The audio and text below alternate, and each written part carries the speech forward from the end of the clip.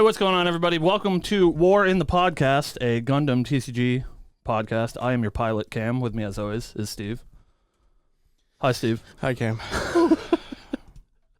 You know, pilots. It's been a long road, but here we are. And I just gotta say that I hope that you all, clean your cockpits out and. Yeah. Nice. Yeah. Hey, welcome to Lineage Break's Grand Archive show. There was that one made me laugh in the shower, and I was like, "That's the one. Yeah. That's the one." You like War in the Pocket, Steve? War in the Pocket's It's really, it's really good. good. Yeah, That's really good. we're not doing that. War in the Pocket is our new sideshow because Bandai made an announcement this morning. War in the Podcast, Steve. It's so funny. Yeah. War in the Podcast. Yeah. Get it? Funny. Yeah. Anyways, Bandai made an announcement this morning, and Cameron was so kind enough to share it with me and tag me in it. Bandai is making a new TCG, and it just happens to be Gundam the TCG, and I couldn't be more excited. Yeah. Caveat, it's a Bandai game, so also terrified because Bandai does not know how to... Whoa. We're ruining our sponsorship. No. Right Bandai now. knows how to make a card game. And I love Bandai card games. There it is. We're going to clip that one. We're going to send that to their PR team. However, I love Bandai card games. They power creep them way too quickly. May or may not artificially mess with how much product is created. Ooh. Event exclusive, Event mechanical promos, Staples that you need to pay buku bucks for or win events.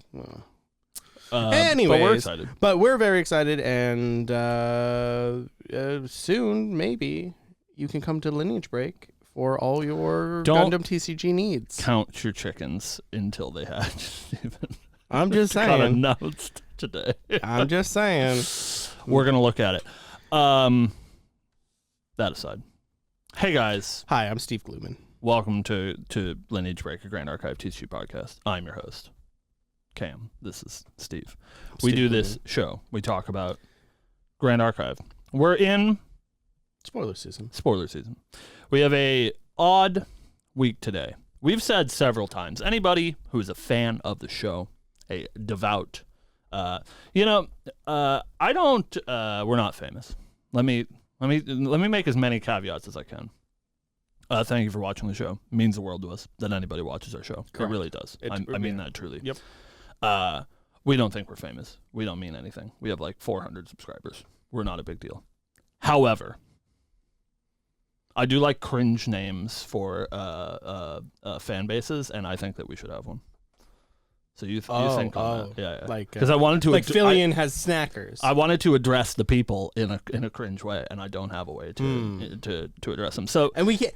I was gonna say we could do Archivist, but that's too. No, that's Al's thing. Yeah, we can't take out. Yeah, right. You out there watching the show, if you have a cringe, terrible name that you Break Nation. I like that, that's Theo. Tough. That's real good. Break Nation. If you have a name for the Break Nation that is better than what Theo has offered us, please let me know. I don't know. I think Break Nation is Garkers. Yeah, we do call Garkers at the store. But I think that's like a Merlin marketplace thing, right? I don't know. I don't know where that started. Glue Eaters is really good. All right. That just implies everyone's eating me. I don't like that. Yeah, that's great. This is great. Whoa! Is that world champion Glenn in chat? Hey, champ. Whoa. That's wild. Something that's... We are really off topic today. Thank you for watching the show. Hello from Singapore. Good luck this weekend. Yeah, I hope you win. Something that came up on my feed recently is a revival of that John Cena prank call. Oh, Do you God. remember that? I love that video. Is Champ there? Is Champ there? Dude, he'll be there this Friday. It gets me every time. And so There'll never be wrestling in this house. I think Glenn should be Lineage using Lads. that. Lineage Lads is also pretty good. These are good.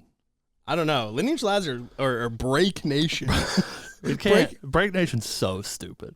But it's so on brand for us. All right. So Break Nation, today we are talking about some spoilers from AMB. Our plan, I know we've said several times on the show that we don't like to do the spoiler review because it's like very long-winded, and you guys probably don't care. Right. And you read the card yourselves. Right. And there's, for lack of a better word, better players that are going over these cards for you. I don't think there's a better word. I think that is just exactly the word that we should use. I didn't want to shit on us too much. Yeah, we suck. So today we are going to do a little bit of a spoiler review, but we're just going to talk about the SRs and the URs because we think those are a little bit more interesting and lead to a more interesting sort of general conversation about what hero design and deck design are going to look like in the future, at least as far as we know. We're not going to spend a whole lot of time talking about Unbroken Mustang. I wish we would. That's the one that I keep pointing to Unbroken Mustang, and I really hope that card just is like sleeper broken. And I hope Mustang. I hope you lick. I hope you lick. I hope you. No, I'm gonna lick you for sure. All right. Well, you got to be careful because Alex said he's gonna slurp down. Yeah, I did hear that. We are a family-friendly show, Steven. I'm gonna need you to relax. Okay. Family-friendly when? Family-friendly. I don't know. So I don't know about that. Let's talk about some spoilers, guys. We're out of sorts today. Yeah, it's an off day. I'm sleep deprived. Caught in 4K. Yeah. So I guess we're gonna go in sort of reverse order. We're gonna start with the one that we got most recently. Shout out to our friend Rav for managing Gabory.net, which is where we're looking at our spoilers. However, Robert, do me a favor and can we give get me a a filter button. button? Give me a button for chronological order. That's all I want. Not even that. Can we get a UR filter, like UR SR filter, please? That'd be great. I don't know how much work that is, but do him a favor. Do me a favor. All right. Grill me a cheese. Let's talk about the most important card, and let's maybe just talk about this the whole show. Does that sound good? Yeah, hey, chat. So. How do you guys like hot druid women? That's the real question here. Do you like hot druid women? Because I do. She's not my type. She's too thick for you. I understand. Yeah, she's not my type. But God damn it. God damn. Is whew. All right. So up first, we have Conduit of Seasons. It's a 2-cost Terra ally. Cleric Human. 2 huge reasons to play her.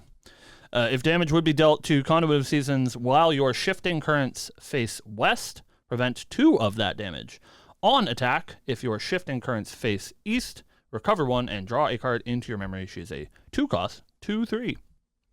It's pretty good. Yeah. I think this card is chef's kiss. So we don't know how Kong Ming is going to play. Right. However, a card that protects itself and a card that provides you advantage and healing seems pretty good. Especially in a deck that seems like it's probably going to want to go long. So here's how I'm feeling. Always a doomer. We saw a couple of tarot cards. These are the first tarot cards that we've seen. We're not going to talk about the other ones, like I said. We're just going to focus on a big ol' Conduit of Seasons. Correct. And this card does seem like pretty good. It's fine.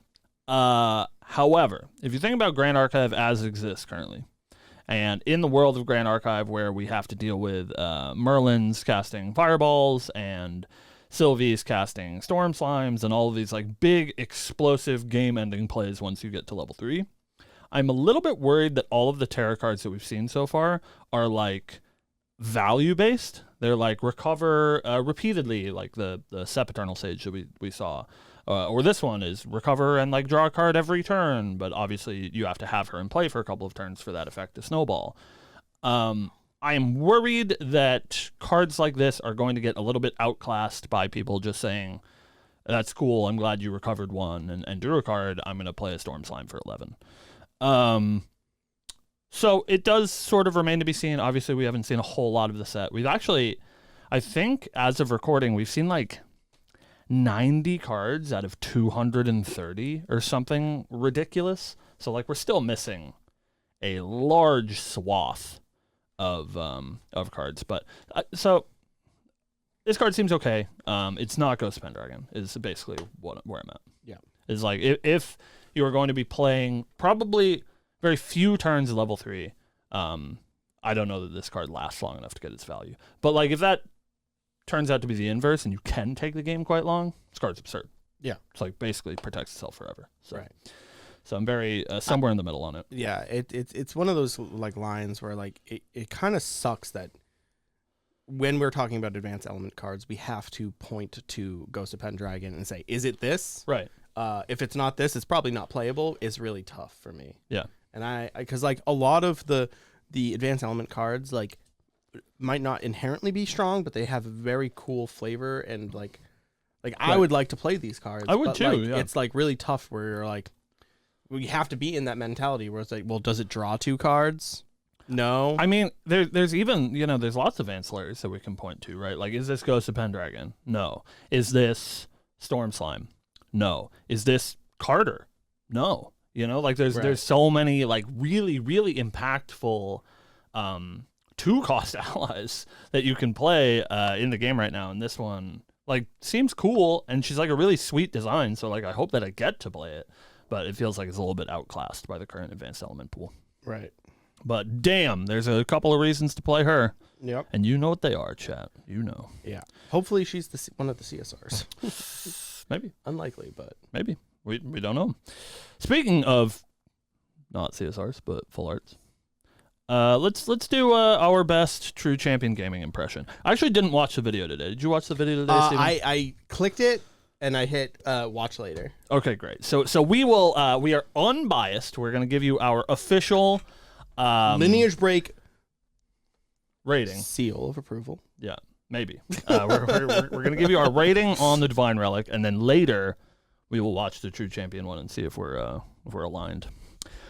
So our Divine Relic for Mortal Ambition is Imperial Seal, is a 0-cost Regalia normal Regalia item mage artifact. Divine Relic means you can only have one in your material deck. Banish Imperial Seal. All basic elements are enabled for you until end of turn. This means fire, water, and wind. How you feel, Steve? I'm going to get canceled. I think this card is 0-5. I think this card is absolutely garbage. This effect has never been good. All of the cards that have been printed with this effect aren't good. I don't see it. Well, it's fun when we disagree, Steve. Yeah. I agree that I think this sort of effect has never been good, but this is the best one that they've ever printed. I think this card's maybe a 0.5 out of 5. Oh, okay. Okay. I was getting worried here. You got me worried. You had me worried. I think that there's maybe going to be some decks that sort of hinge on this card. I think you can like build a deck that hinges on this card. I think that is the problem, that you can't build a deck that doesn't hinge on this card. There's like, at least that we have right now, virtually no strategies that can like play Imperial Seal for value. You can like put it into your Prismatic Merlin deck so that you can cast favorable wins. Like who cares, right? So I think if you're playing this card, you have to lean into it, and I think leaning into it is a trap. I do think that this card will scale pretty well. I can see a world where 5 years from now, this card is really gross.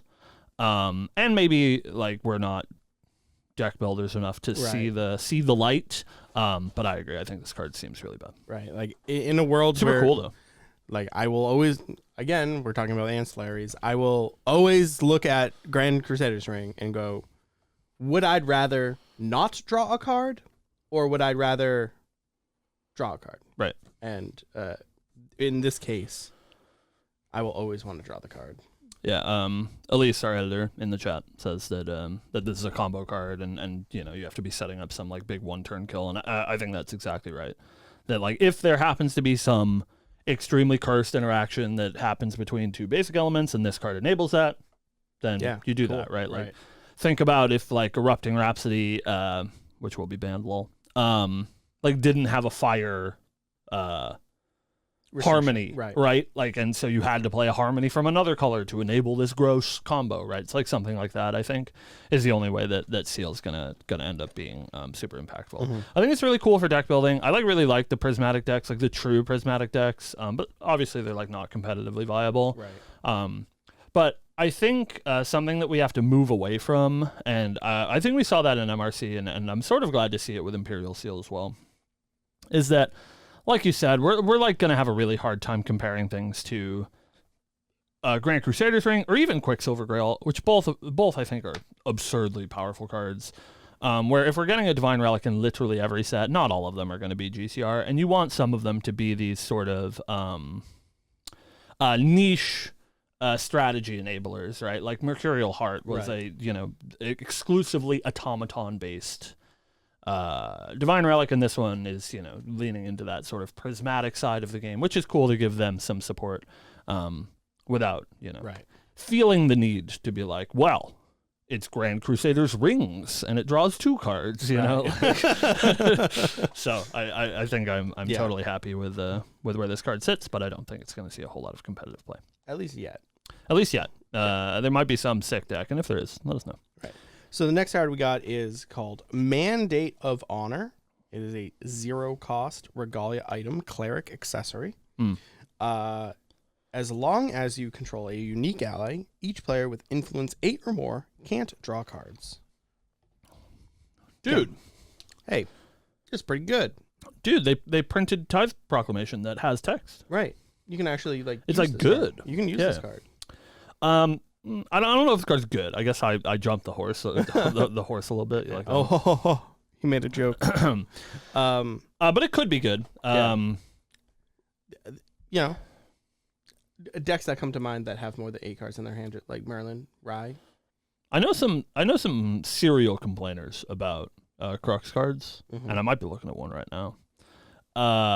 This card's pretty good against that sort of strategy. It does shut down your Ghost Pendragon and the like influence gaining loops of some of these Merlin decks specifically. I think it's Crux is basically the only thing that has that sort of draw power right now. I guess maybe Tristan as well. She does usually have that large influence number, but she doesn't rely so much on card draw once she gets there. Right. So this right now feels a little bit like a, hey, you can sideboard this against your Merlin matchups.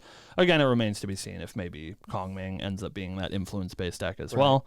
But it feels like probably a more functional version of Tithe Proclamation. Yeah. Obviously, Tithe Proclamation replaces itself, right? So it has a little bit more value, but this seems, if you just want to shut off your opponent drawing cards, it is a little bit more reasonable. And there's a couple of like cool interactions that you can do with this as well. The thing that immediately came to mind for me was Ravaging Tempest, which was used to be a combo with Tithe Proclamation as well, where you can sort of push your opponent past that influence number and then stop them from drawing cards. Interestingly enough, it also stops their draw step. They just cannot draw cards. Yeah, that's pretty cool. So if you push them past that influence, you can just stop them from drawing cards altogether, which is pretty cool. All right. Do you want to talk about Dragon's Dawn? I know it's been around for a while, but I see that you have it pulled up. It was the next UR, right? Be a little holistic today, at least as far as our 9/27 date goes. Right. The next card we have on our list, we have definitely talked about on the show because it was one of the first spoilers we saw in the beginning of the spoiler season. This is Dragon's Dawn. It's a 1-cost fire Regalia weapon, warrior polearm. As an additional cost to materialize this, you have to banish 3 fire element cards from your graveyard. Class bonus, on attack, you may discard a fire element card and have a Dragon's Dawn deal 2 unpreventable damage to champion. If you do, the attack gets +2. On champion hit, draw a card. This is a weapon with 2 attack and 3 durability. I think this card sucks. Oh, yeah? No, it's very good. Yeah, I was going to say, what the fuck are you talking that about? card's super good. Especially after we've seen Jin text, like, this card is wild. Yeah, it's absurd. Probably attacks for like 6. Right. For a long time, we've been talking about cards like Rending Flames with this card, or just like truly not okay. Yeah. The fact that Jin wakes up, that we know now that Jin wakes up, truly not okay. You can attack with this twice, draw 2 cards. The fact that in the late game, dealing yourself damage is like actually a benefit. Yeah. Man, this card's so insane. Yeah. I would be shocked. Like, I don't know. Again, we haven't seen the whole pool yet, and so you guys always have to take an episode like this with that grain of salt. But like, holy dude, why are you not playing fire?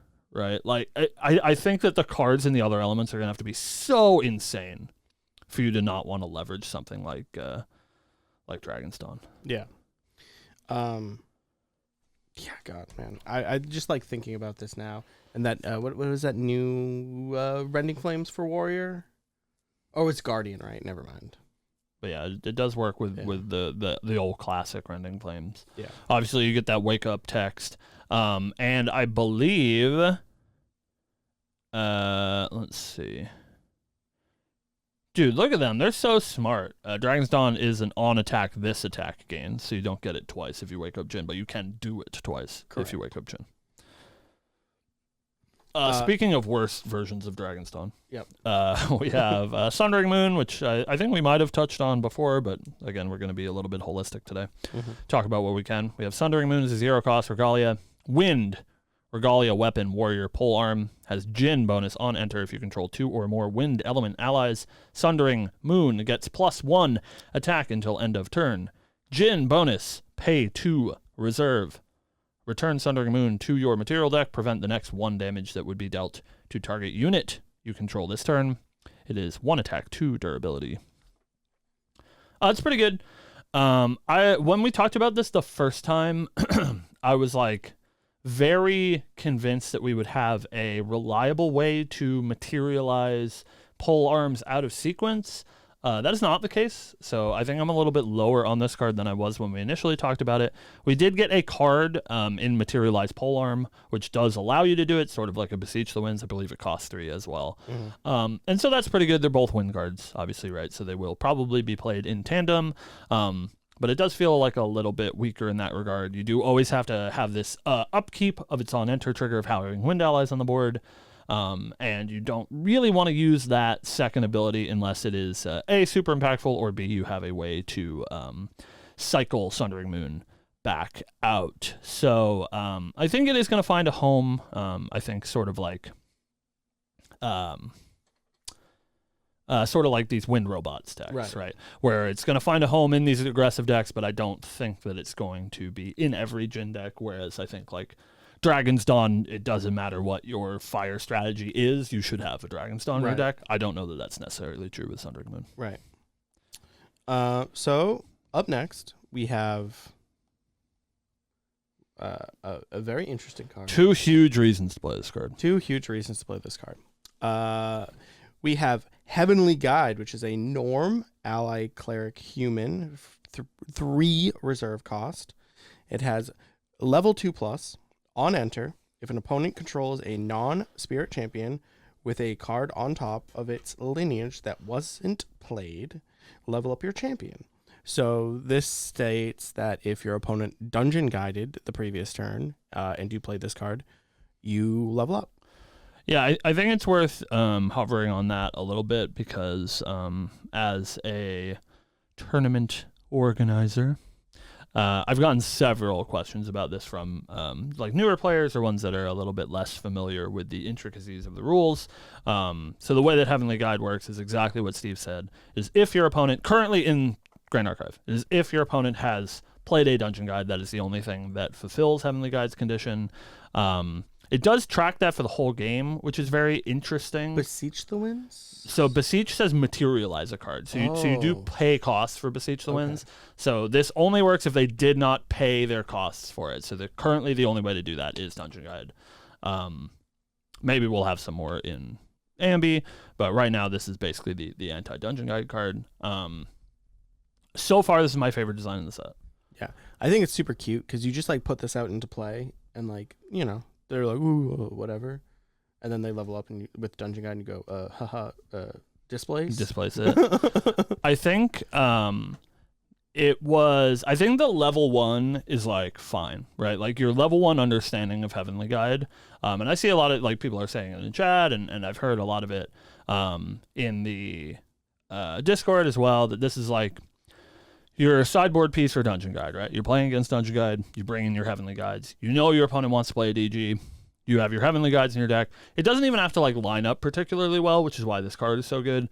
It does track for the entire game. As long as the top card of their Lineage, or is it? Yeah. I believe it's the top card. Yeah, on top of its Lineage. So as long as it's the top card of their Lineage, even if they Dungeon Guided 4 turns ago, it's still going to check that. Oh, yeah? Yeah. Oh, okay. Yeah, it just says if the top card was a card that they did not play. Or did not cast, whatever it says. Right. So your level 1, right, is this is a sideboard card for Dungeon Guide, and it's totally fine at that. I think the really interesting part about this card is how they interact with each other. Mm-hmm. In that, like you said, multiples stack really favorably for decks like Tristan. So if you're able to get a Heavenly Guide out and then you can like displace your Heavenly Guide or play another Heavenly Guide and you get that trigger again is very powerful. And the way that they work opposing each other, I think is really interesting as well. Where like if you're the Dungeon Guide deck and you assume your opponent is sideboarding Heavenly Guides, do you also sideboard Heavenly Guides?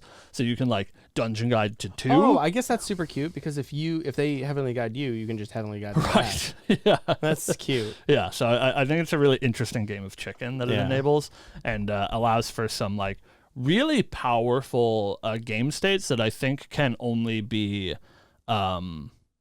enabled by a card like this, because it is like truly a +2 if you're going from level 2 to level 3, which we don't see very often. Like Dungeon Guide is not card positive, it's just time positive. Yeah, and it's like a +6 or some wild shit if you go from Reaver to Shadow Dancer. Yeah, the cursed math that I gave in chat when I was talking about this in our in our group Discord was if you play a Heavenly Guide and then you displace it and you're playing Tristan, you go Reaver to Dancer, it's a 2 for 12. Yeah, which is pretty good. This is so, like actually wild. Yeah, it's some card advantage.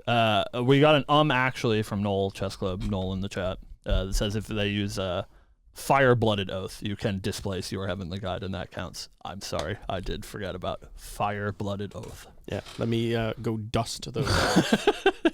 They're worse now. Let me dust them off so that I can get countered by Heavenly Guide. It makes our Luxem Xander Shade Blood Oil combo deck much worse. Yeah, it does. Yeah. Uh-huh. So we have to leverage our Fire-Blooded Oaths. All right. Next on the list is the card. The one. Now, guys, can all be winners. I want us as a community, not even necessarily as the Lineage Break community, but thank you for being here. We appreciate you. I want us as a Grand Archive community to put our fucking foot down, weebs. I know you're out there. I know some of you are watching right now. We have Dawn of Ashes. We have Fractured Crown. We have Mercurial Heart. And we have Mortal Ambition. Where is Alchemical Revolution? Where is it? It better be in fucking Altar. I swear to God. Don't do this. No, keep doing it. Don't do this. Keep doing it. It's funny. It's like when they don't complete cycles in Magic and I want to kill myself. Yeah. Like, why is it like this? Horizon Canopy, why? And then like 30 years later, they're like, here's the full set. Yeah. So that would be cool. Anyways, we have Mortal Ambition is a 6-cost normal action tamer skill. Fast. This card costs 2 less to activate for each unique ally you control. Until end of turn, human and horse allies you control get +1 health and gain ambush and steadfast. You're such a hater. What? I heard that disdain you said horse with. Cam's actually a horse girl. He just won't admit it. This card's sweet. Yeah, this card actually is kind It's of like cool. super sweet. Yeah. They gain ambush and steadfast, Yeah. so you just like kill people. Yeah. It's like, oh, you're attacking me, you're dead. Oh, I'll cast Mortal Ambition, you've died. You've approached me. Yeah, I think it's really cute that this card's called Mortal Ambition as well. Yeah. So it's so many levels of cute for sure. Where it's like, you know, you come to the king, you best not miss, right? You try to kill them, they cast a Mortal Ambition, you die. They have their, giant storm slimes on the board or whatever that they attacked you with. And you're like, ha ha ha, your shields are down. And then they're like, I'll play this Mortal Ambition, you die. All right. I don't know that it's like particularly good. It does cost a lot, and getting reduced for unique allies, I think, again, means that you sort of have to build around it. But I do think, unlike Imperial Seal, if you build around this card, it has a pretty huge payoff. Right. And I guess unclear if Imperial Seal does, but this card can be leveraged to be pretty powerful. Yeah. And I think the existence of this card is really good, especially the fact that it's a normal card, where and it doesn't have class bonus. It is a tamer card, but it doesn't have class bonus. So you sort of just always have to be aware that this card exists. Yeah. And maybe if your opponent's a psychopath and they put a Mortal Ambition in their deck, you could just die. Yeah. And that's something True. that you have to consider now, which I think is cool. Yeah. Excuse me. Excuse you. Next up, we have Horses. Yeah, horses. I'm gonna say it so Cam, so you don't get the venom when Cam reads this card. This card is called Paired Minds, Kindred Souls. It is a norm element action warrior skill, 3 reserve cost. Look at the top 10 cards of your deck. Reveal a horse ally card from among them. Put it into your hand. Put the rest on the bottom of your deck in any order. Class bonus: if you control a unique ally, the next horse ally you activate costs 2 less. This is a slow speed card. This card's really good. Yeah, I think this card is exactly what the equestrian archetype needs. That way you're not playing a million trusty steeds in your deck, but you can play the good horses and see them more, consistently. Yeah, I'm still a little bit confused by the equestrian keyword. Where cards like Paired Minds, Kindred Souls make it seem like you don't really want to be a dedicated equestrian deck, because it does look at 10 cards, right? So you really don't have to play that many horses to make this work, but you do have to play this card. So you get into this weird sort of cycle where you're like, I don't have to play that many horses, but if I don't play that many horses, I have to play these cards to support my horses. And then it's this whole Runeblade issue where you need your 2 halves of your deck to come together. You need your horse, and a lot of the horses that we'll talk about today need their unique ally in play to have their text. And so It's like they are really good if they're together, because that's how horses work. But they're really bad if they're not. So I'm sort of jury's out. I think that there is going to be a horse deck that's good. Some sort of allies deck, but I haven't quite put it together in my brain, and I probably won't put it together in the physical real space either. So. But it could be cool for all you horse girls out there. Yeah. Up next we have, speaking of horse girls, this is not a horse girl. it's a dude and they have tigers. Yeah. So up next we have Sun Quan, Seal Bearer. It's a norm unique ally tamer warrior human. 4 reserve cost. Level 1+ on enter, put a buff counter on another target ally you control. Level 2+, allies you control with a buff counter lose pride. This is a 2 power, 3 health ally. I think this is a slam dunk for tamer decks. The woo demands obedience. Yeah. Dude, Kumai's art goes crazy. Yeah. I like this art a lot. I do. Super cool. Yeah, it's always pretty good. Whenever we see it, there's always such nice details. Yeah, I think this card is great for tamer decks. There's long has been the issue where Pride has stopped tamer decks. Mm-hmm. But now you play your I don't even remember what it's called. Virtus. Well, I wasn't thinking Virtus. I was thinking the ape. Silverback gorilla. Tempest Silverback. Tempest Silverback. Now you play your Tempest Silverback, put a buff counter on it, and it doesn't suck anymore. I'm thinking about Virtus Yeah. being like a 12-5 or whatever that has Pride 10, but you're like, no, he doesn't. Here you go. I got you this counter. Go attack them for 12. Yeah. I hope that Tamer decks exist. Because right now, there are no Tamer decks. There's only Slime decks. Yeah. And so maybe we will get Tamer decks back. And that would be cool. Because, like, this card, seems pretty good. It's, like, pretty good. Even if you're not level 2. And this is just, like, it's a 4-cost, virtually 3/4. Mm-hmm. It's, like, pretty good. That's Ace and Protector without any sort of upkeep, right? Mm-hmm. So, yeah, I think it's all right. Something that's pretty interesting is that this is also a Warrior card. Not that it has class bonus, but it's strange. It's a Warrior card. But yeah, could be cool. I don't know. What do you think, Tamer? Alan actually has multiple tops this season, both as wind and water Geldis-based Tamer decks. Thank you, Theo. That's I did not know that. There you go. There are Tamer decks. They're playing Alan, and this is great for Alan. You put this on your Geldis, and he loses his pride Yeah. Hey, permanently. all of the people that I have talked to recently and told them that Geldis is a bad card, maybe you were right. It's not a bad card. Geldis kind of fucks. Okay, up next we have Unbroken Mustang. I was gonna make that joke too. You're so smart. I think the gate is next, right? Did I miss anything? I think it's gate time. It's gonna be. That's where I'm at. So we keep the show rolling. Cute made Fireball.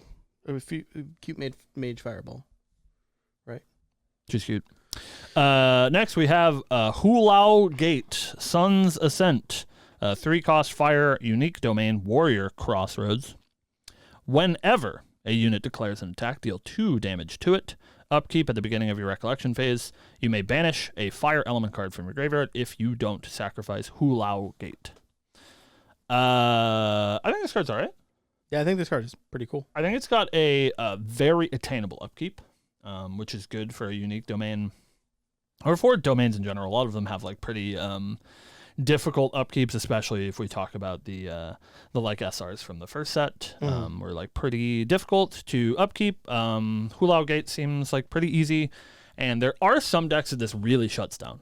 This is very good against the low to the ground aggressive decks, like Wind Robots or Fire Xander, anything that's going to be attacking with 2 life allies. This basically deletes them from the board. It's also like fairly strong against decks like Jin that are going to be attacking with their champion multiple times, because it is whenever a unit attacks. So if you're level 2 Jin, you attack twice with your wake up trigger, you take 4 damage for your trouble. So I think this is pretty good. I think it'll probably live as a sideboard card, and if those more aggressive low life ally strategies end up being prevalent, this could see some real play as a counterpiece.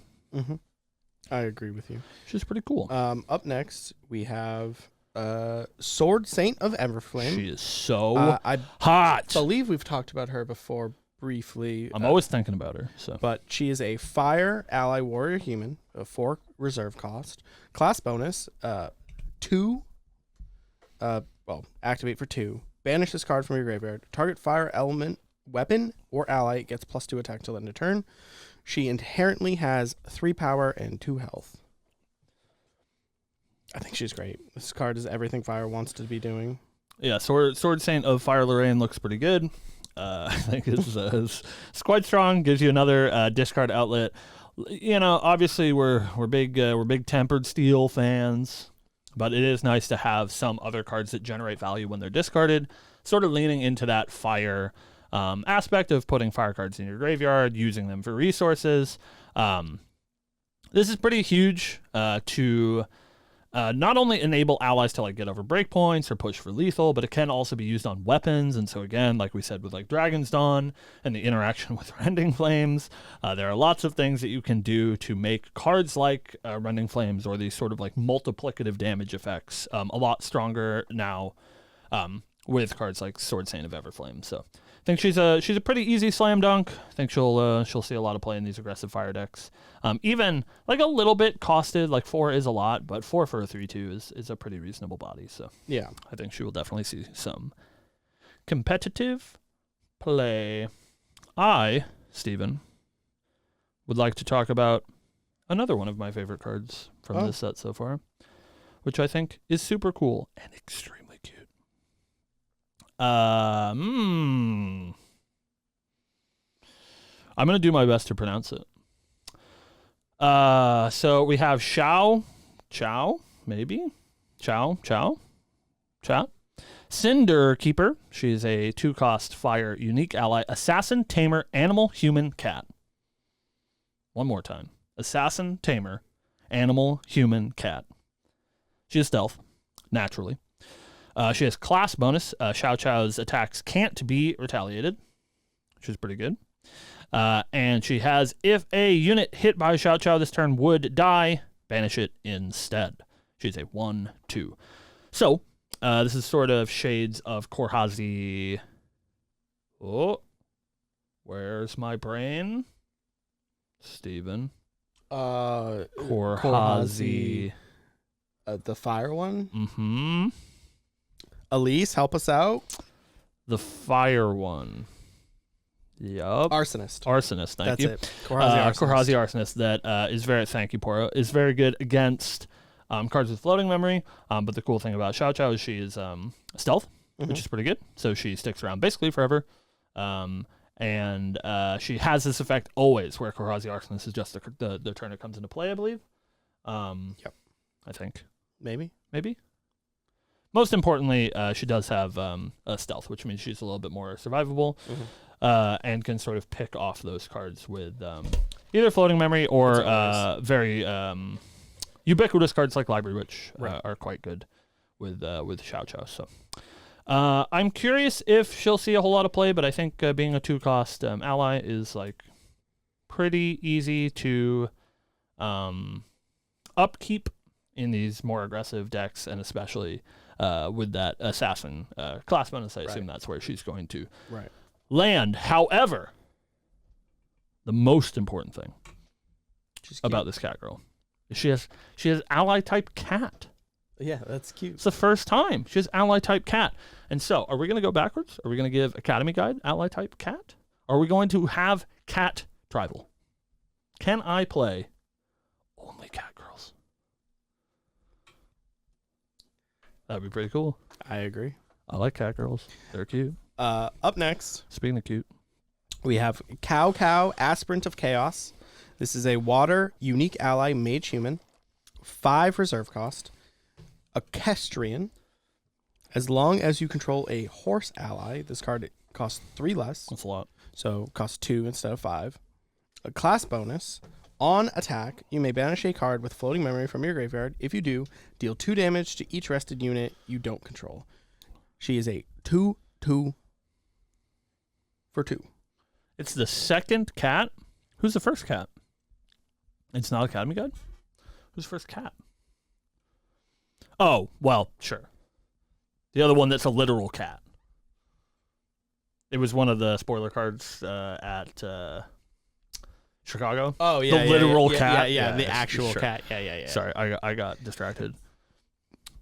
Sao. Cow, right? I believe it is Sao. It's either Sao? Sao or Chow. Depends how you want to pronounce it. Interesting. Words are hard, man. But I did look this one up because she's so cute. So, she's like cute. Yeah. And she's probably pretty good as a 2-cost. As a 5-cost, she's really bad. And we're getting back into that equestrian theme where with her horse that we'll talk about in a second, they're great.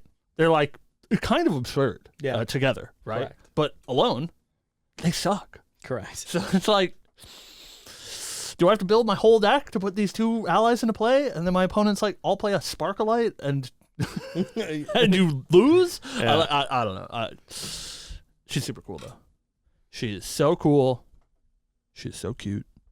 Probably going to get I'm a gonna CSR. let you read the next one because they ain't no way. There ain't no way I'm gonna try. And chat, I would like, I love doing this podcast, of course, but I am also a caster by trade for Grand Archive. So if you know how these words are actually supposed to be pronounced and I am hideously butchering it, please let me know because I do have to learn all of that in the future, at least for the ones that are going to see competitive play. So it's a good card, man. I hope you have to say this word a lot. All right, so speaking of Cao, we have Cao's horse is Ju Ying, Shadow Mare. It is a 2-cost water unique ally mage tamer beast horse. Mage tamer beast horse. Pride 3. Attainable for sure. As long as you control a water element unique human ally, Zhu Ying loses pride and has stealth and true sight. This is a 3/3. Card is wild. This card is so fucked. It's Like this so is like wild. like maybe the best ally they've ever printed, provided that you have a water unique human in play. You don't have to play Sao Sao though. That is true. There's a lot of available You could options play right now. Lunette. So I did a little bit of research. So I think that this card is going to become a near ubiquitous staple in Water Allies. Correct. I think that Water Allies is probably going to make a pretty real return to the format. With cards like Sao Sao is quite good in that sort of strategy, and also Zhu Ying here. There are notably a few cards for us to talk about that you can play with Zhu Ying. So as we said, there's Lunette. Lunette is obviously quite powerful, especially with a 2-cost 3/3 true sight stealth. It's absurd. Works with Nia as well, as Nia is a water unique ally and does fit into that sort of Water Allies strategy. And then as chat has said, Naya is also a unique water ally human that you can leverage. And this is I guess it doesn't have class bonus, but it is a mage card. You can do some mage things. Right. Cao, Cao, Cao, also a mage card. So yeah, I think this card is really good. And you do have to put this into your water deck. Correct. Which, horses. The thing that I like the best about Zhu Ying is that worst case, right? You don't have a water ally in play. You can't turn on Zhu Ying's text. It's still like a pretty good card. Like Pride 3 is pretty attainable. A lot of decks are going to go to level 3. And 2 costs for a 3/3 once you're level 3. It's a very good body. Right, So yeah. like card is like probably fine without its absurd text. And if you Right. get its absurd text online, Yeah. holy shit. If you're playing Water Allies, you go first. You're like, I'll play Lunette. I'll play Zhu Ying. Go ahead. You're losing that game. Like, what are you supposed to do? Yeah. I hope I'm playing a burn deck and can remove that Lunette, because otherwise you are fucked. Yeah. You can use Trisket to enable Arthur plus Shadow Mare. You can also use Imperial Seal to do that. Thanks, Nick. Thanks. So yeah, I think Zhu Ying's pretty good. Yeah. It's cool. It's a good horse. We'll talk about the wind one later too, which I also think is good. Yeah, I think it's literally next, unless you can find something beforehand.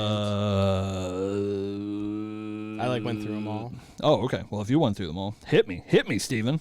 So the next up, we have a Dailu Auspicious Charger. It's a wind unique ally, tamer ranger beast horse, 2 cost reserve, or 2 reserve cost. Pride 3. As long as you control a wind element unique human ally, Dailu loses pride and has vigor. It's a 3 power, 4 health. So again, a 2 cost, 3/4. It's very good stats. However, I think compared to Zhu Ying, this card is much weaker. I think so as well. Does not defend itself. Doesn't have. If this was like intercept instead of vigor, I think that would be quite huge. But sort of just like used as a ace and protector beater, right? And I think considering it's like probably a pretty similar hoop to jump through as ace and protector. That's not to say that this card's bad. I think it's going to see a lot of play in these Wind Allies decks. I think if anything from the onset is going to be an equestrian deck, is going to be these allies-based decks, right? Like your big advanced element decks, your control decks aren't really going to be leveraging these horses. Yeah. But I do think that the ally decks probably are. But the card's pretty good. I think it's a little bit worse than Zhu Ying, but it is pretty good. So I don't think we've seen Dailu's Rider yet, because I don't think we've seen a wind unique. Yeah, I ally? don't think so. I was talking about this the other day. Yeah, I don't think we've seen Dailu's Rider yet, Dilu, whatever. I don't know what tell me. However, we should know who it is. I just don't know the Three Kingdoms lore, Right. so I don't remember their name. Right. But there are a few notable allies that we can mention. Parsonet turns this on. Purse turns this on. So. And it is a Ranger card. Yeah, and it's a Ranger card. So, like, Ranger allies might be a thing. It'd be very interesting to see. But yeah, just some, like, good, notable cards.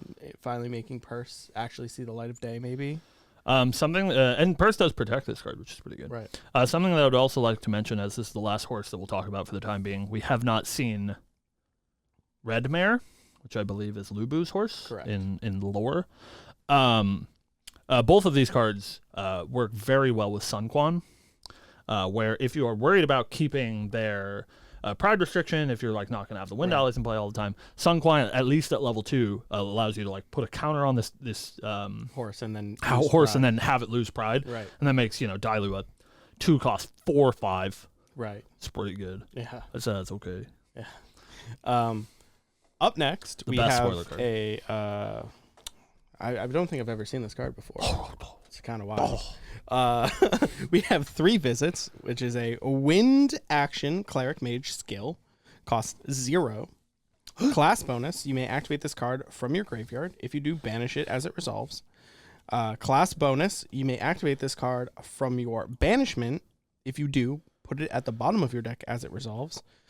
Rest your champion. If you do, glimpse 2, recover 2. This card is fast. This card's so good, we have to show Steve right away.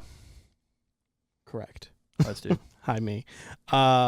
So there is a few things that we need to talk about because I believe there's a rule clarification that came about because of this. Yeah.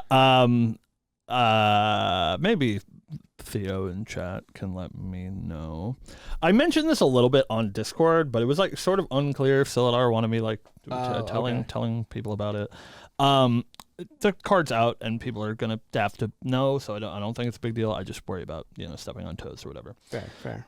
So the way that 3 visits works is you can cast it 3 times a turn. So you cast it and then it goes to your graveyard. Then you can cast it out of your graveyard. It goes to your banish. When you cast it out of your banish, it goes to the bottom of your deck. And normally the way that like templating for this would work is say that you cast it out of your graveyard, and it is negated. Your opponent casts a Cerulean Decree, and it's negated. You would assume, much like normal, when a card is negated, it'll go back to your graveyard, because that is how the game has worked, and that is sort of the intuitive nature of the game. Unfortunately, the way that works with Camelot, the SR domain from DOA, is it says whenever you activate a wind element card, you may negate it. If you do, suppress target ally. If this were to work the way that it has traditionally worked, you would cast 3 visits out of your graveyard, as it does allow you to do that. You would negate it with your Camelot, and then it would go back to your graveyard, as that is what normally would happen with other cards, and then you would just cast it again. So with cards like Razor Gale Calling, that says whenever you activate a wind element card, you deal 1 damage to target champion. This is an infinite combo. So I believe, and this might be corrected at some point, so take that with a grain of salt, but I believe the way that it was told to me is the way that card resolution is going to work from now on, is that when a card resolves, if it has a condition that would send it to another zone, when it resolves, even if it is negated, it will be sent to that zone. So if you negate 3 visits being cast out of your graveyard, it will go to your banish. Anyways, 3 visits is a really good card. Yeah. I'm super excited for Vanitas. I think there is now a pretty sick wind spells matter Vanitas deck that exists. Yeah. And you can cast this 3 times on your turn, which is awesome. Mm-hmm. You don't get the effect of this card if you cast it 3 times. Yep. However, if you have attacked with Vanitas and you cast this card 3 times, Vanitas just gets +3 to deal an additional 3 damage to you. Yeah. Which is pretty good. That's pretty good. So it's one card, 3 damage, right? And if you have any amount of Razor Gales into play, Mm-hmm. Yeah, I think the obvious synergy here is, like you said, with Razor Gale Calling. It is a 0 cost, so you can cast 3 times. That does trigger Razor Gale Calling 3 times. It's quite strong. Something that I don't want to, as per the rule book, August, is that 27th. 27th? Thank you. If a card is negated, the default zone for negated cards to be sent is the graveyard. However, if the card had rules text to modify where the card would have gone during resolution, it will go there instead. Thank you, boss man. I think something that people have overlooked a little bit is they're looking at this at like the peak degeneracy, which I think is Razor Gale calling, where it's like you cast it 3 times, and if you have 2 Razor Gales, it does 6 damage, which is absurd. And if you're playing Vanitas, it does 9 damage. It's nuts. In like normal cleric and mage decks, if you just like put this in your deck, the inclusion of 4 copies of this card in your deck means that you are probably casting this card every turn of the game, the entire game. Because like you only really want to cast it once if you want to leverage that rest ability. You are probably casting this literally every turn cycle of the game, and every turn cycle of the game for free. You are glimpsing to either, in an Arisana deck to leverage that glimpse ability, or just in a normal deck looking for, like a better draw step or whatever, and recovering to. It's like actually nuts. Like the value that this card provides is insane, and especially in like level 3 Kongming, Fel Eidolon, it allows you to manipulate your shifting currents sort of at whim, because you have access to the 0 cost card that you can cast all the time. This card's so good. This card is going to be like big money, $80 UR, I think. Yeah.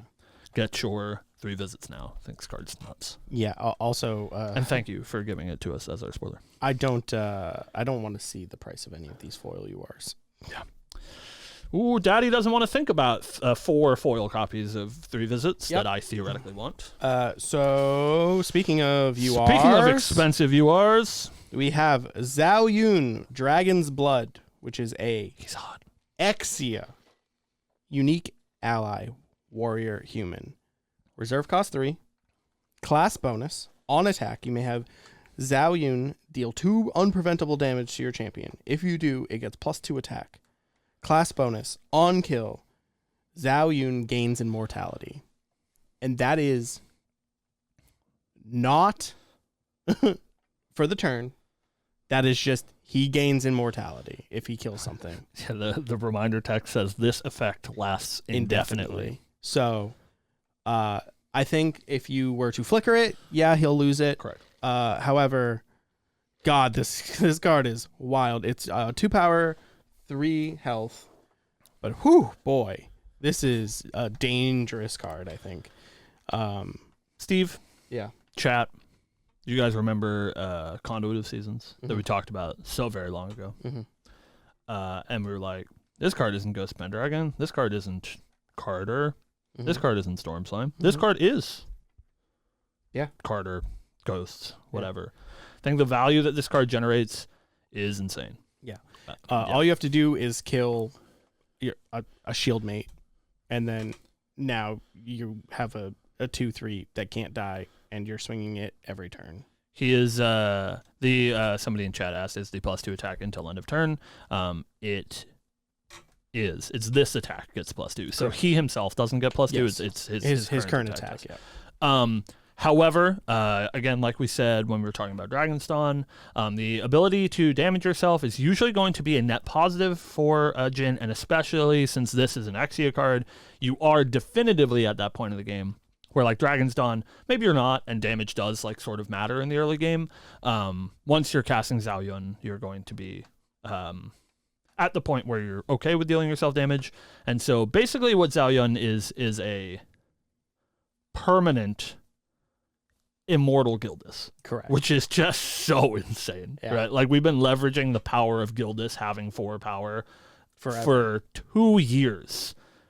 And this is just Gildas all the time. And you cannot kill. Yeah.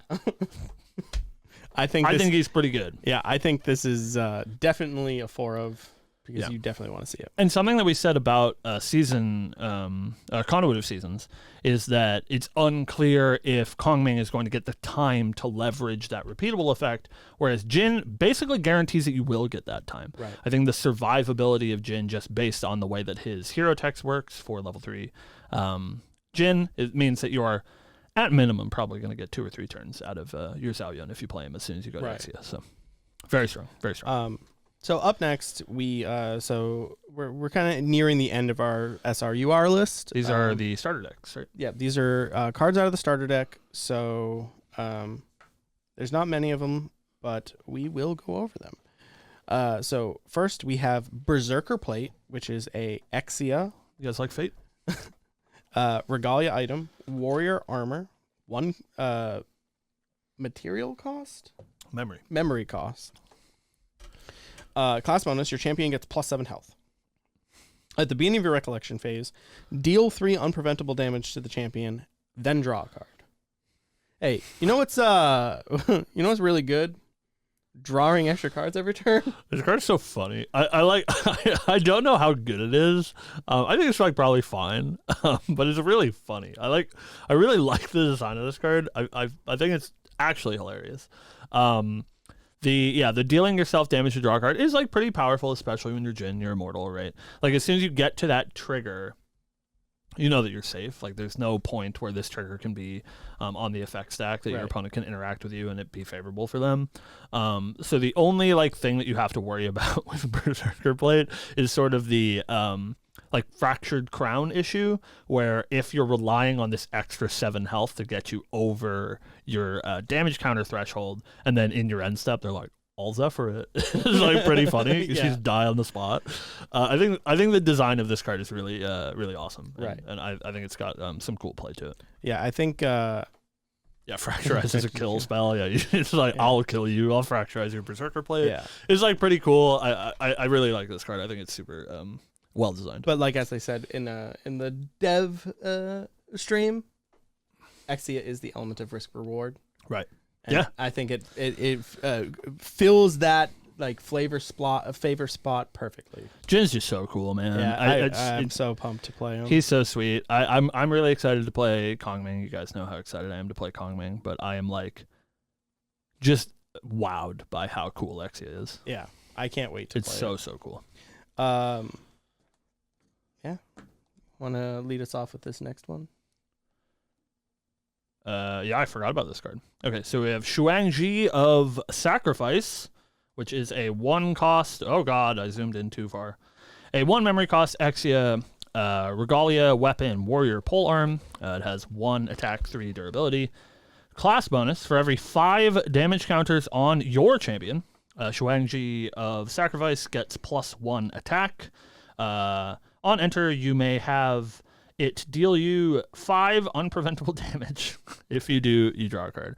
So it's very similar to that Berserker Plate, where it does have that ability to deal you some damage for some card advantage.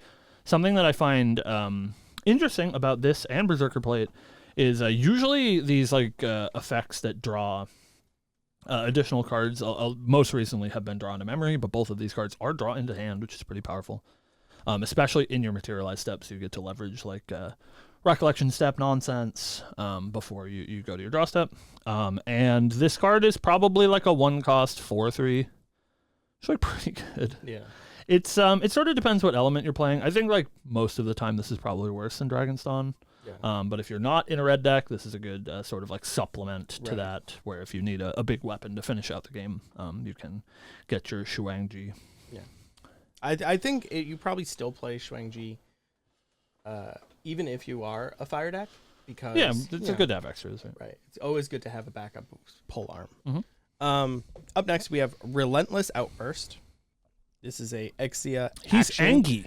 Warrior skill, 3 reserve cost, class bonus, and damage 35 plus. Casual.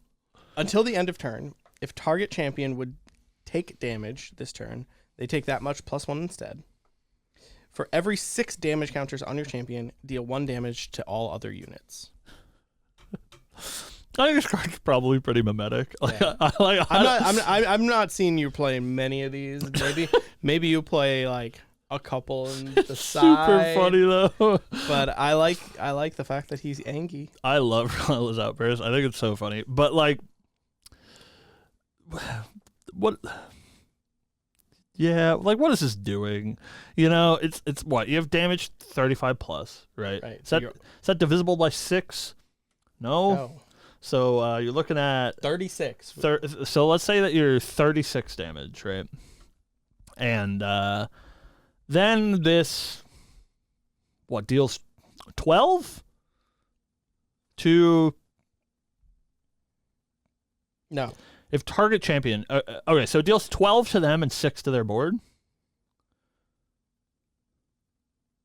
No. Deal 1 damage to all other units. Oh, Cost other than target... No, all other units other than you? Yeah. Is that... Yeah. I don't know. Why is this worded like that? I don't know. What does it say all other units? Does it mean all other units then target champion? What is the other referring to? I would assume it's the previous clause, right? Because this isn't an attack, so it doesn't mean all other units other than you. So it says until end of turn, if target champion would take damage this turn, they take that much damage plus 1. And then for every 6 damage counters on your champion. Oh, on your champion, all other units. Okay. Yeah. So it is referring to your champion. Okay. Sorry, I got there in the end. My reading comprehension is very poor. So it deals 12 damage to them and 6 to their board, right? It deals 7 damage to them and 6 to their board. So it's damage plus 1. It's for every 6 damage counters on your champion, you deal 1. They are all individual. Oh, are they all individual? Yeah. Oh, okay. Yeah. 12 to them, So 6 it's to their 12 board. to them, 6 to their board. Which is like cute. I don't know how often you're getting 36 damage on your hero. It's like a lot, but I don't know. What, we got there. Don't worry about it. I love being bullied every Friday. Listen, I figured it out. Okay, I'm a professional. I promise. I think this card's pretty mimetic. I think that's where I'm at. Yeah. It's like really funny, but like if you're It's like a neat kill. if you're at 36 damage, and like sure, hopefully the 12 kills them. Right. But if it doesn't, like you don't give a shit about a board wipe. You just When you're at 36 damage, Well, you just you're gonna cast- die. You just cast 2 of these, right? It's like fireballs. Sure, it's You're just just like, 3 I'll cost violent- slow fireball. For I'll 12, just violent outburst on my last turn. And they're like, okay, I'll take 12. Chat says to just fireball yourself. Why not? Yeah. 1 for me, 1 for you. Instead of dealing 12 damage to you with my own fireball, what if I directed it at me so that I could play Outburst instead? Yeah. That's funny, though. I like that card. Speaking of funny, bad meme cards, we have Planar Abyss. What a cool card, man. It's a 12 cost, Terra, action, mage spell, slow. Efficiency. At the beginning of your next recollection phase, destroy all non-champion objects, and if your shifting currents face south, deal 10 damage to each champion you don't control. I was talking with Matt G, not Matt G, but Matt G at our locals yesterday, and he referred to this card as Calamity Cannon at Home. So I really like. This card's super cool. I think it is just about as playable as Calamity Cannon. Your next recollection phase feels so bad. You just like you like slam this down, and there's no way that you're not like paying like what 6 for this or whatever. You've like, yeah, I'm powered for 4 and I'm level 3, so I cast this for 5 or something. Go ahead, and then they're like, well, I'll just kill you. You're like, oh yeah, no, that's true. You got me. So yeah, I think this card's unfortunately far too mimetic. It is just Calamity Cannon. I'm going to try really hard to make a deck that gets to play Planar Abyss. I like, in my heart of hearts, I know it's impossible, but my dream scenario is somehow you like empower or get enough levels or whatever to cast a bunch of these all at once. And you're just like, I'll cast 3 Planar Abyss. Go. And then on your recollection turn, they die. I just want to tell you one but- thing. Yeah. Let your heart be your guiding key to Yeah. Planar Abyss. Yeah, it's yeah, I'll try, but I think it bad.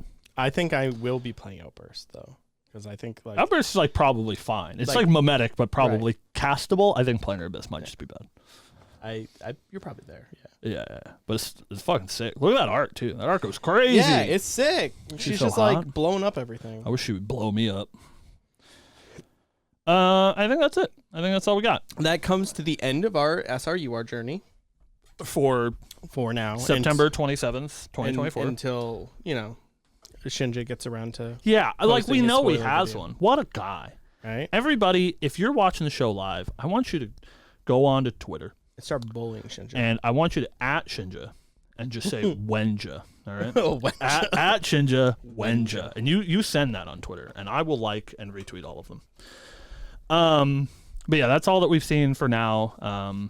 We are, like I mentioned earlier, in a little bit of a weird spot exactly this week, where tonight, if you're watching the show live, at least in our time zone, tonight, since Singapore begins, so we have lots of friends over in Singapore. Good luck to all of our friends competing in Singapore. Of course, we hope the best for all of the Singapore natives, but we have to root for the home team. I know that the Chan Zhang and Eason Chen are over there. Trent, of course, from Lineage Break is over there. No, who? Sorry, Trent from True Cactus Gaming is over there. Yeah. Of course, shout out to our friends from Creative Shock. I know Lime's going. We saw Glenn was going as well. Yep. So good luck to all of our friends. Of course, if I didn't mention you, it means I hate you. That's not true, but whatever. So after this weekend, we will assumingly have a couple more spoilers from the content creators. We have 2 more that are scheduled to come out, and also a presentation at the end of the weekend where I have to assume we're going to see a large chunk of the important stuff, maybe like the CSRs. Right. And I would assume since we're 2 weeks away. Right. I assume that we'll have the full set list soon. Yeah, I'm not sure. They're doing. I looked at the event guide. The event guide for Singapore is up. You guys can find that on Merlin's Marketplace. Shout out to Mitch. If you guys aren't going, because they don't post those publicly, which I find a little bit weird. But we always get the link reposted in Merlin's Marketplace. They're doing a starter deck event at Singapore for the new AMB starters. So we'll at least have the full starter deck lists, but I don't know. It was kind of unclear if they're going to be giving away packs or maybe new event packs. If they maybe they do a thing like they did for the Recollection event at Worlds, where they do event pack prizes, because that event does prize in event packs. It's just unclear. It doesn't say on if they're the AMB ones. Yeah, if they're AMB or not. So hopefully they're AMB. I think it would be cool to give the lovely SEA folks a little taste of that world premiere energy. So hopefully we'll see some cards this weekend. Yeah. Yeah, that's about it. So thank you guys for watching. We will be back next week to talk about, assumingly, Singapore, and then the week after that is launch day. So we're right up against it. We are very excited. Yeah, very excited. I think we will, since it is both launch day and podcast day, maybe do a little pack openings on stream for you guys while we're sitting here hanging out. Yeah, at least a booster pack. Yeah. We'll have exactly one booster pack, and we'll share it. Yeah. We'll wishbone it. Yeah, we'll rip it together, and then we'll biff the foil UR in it, and then we'll end stream. We'll biff the CUR in it. Yeah. I'll take a biffed Kongming Fell Eidolon. If you want to send me one that's it's corners bent or something for free. Fuck yeah, dude. Fuck yeah. All right. Thank you guys for watching. We will be back next week. I'm happy to report that if you guys want to watch the show live, you can find us here 12 p.m. Eastern Standard Time every Friday, usually. If you want to catch the VODs for the shows that you have missed, you can find them here on the YouTube channel, 2 p.m. Fridays, EST asterisk. However, you will all be so happy to know. You probably don't care, but you'll be so happy to know. I have edited all of the backlog VODs that need to go up. So they will probably just go up in a big bunch tomorrow. Do me a favor, because you love me, I hope. Just click on all those.